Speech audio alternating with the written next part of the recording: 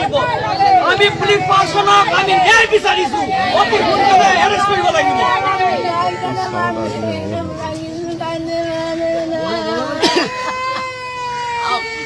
এরকম গালি করতে থাকে সব সময়।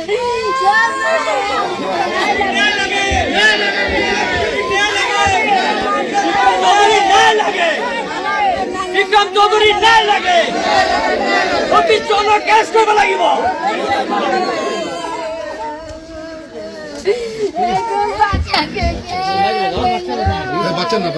रीता चौधरी ও আমার বেটাকে মারছে।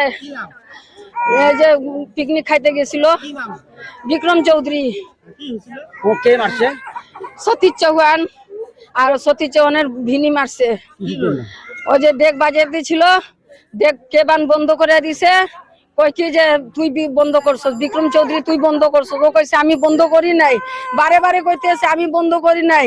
ওই কারণে কই কি না তুই বন্ধ করছস। এইরকম একবারে এরকম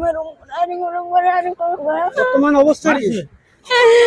বহুত মারছে, মানে মারার চেষ্টা করছিল যে মারে আমরা শেষ করে যাব এখান থেকে। এই যে সামনে পঞ্চুঘাটের সামনে। কি নাম আছে আপনার লড়ার? আমার লোরা বিক্রম চৌধুরী। বর্তমান অবস্থা কেন?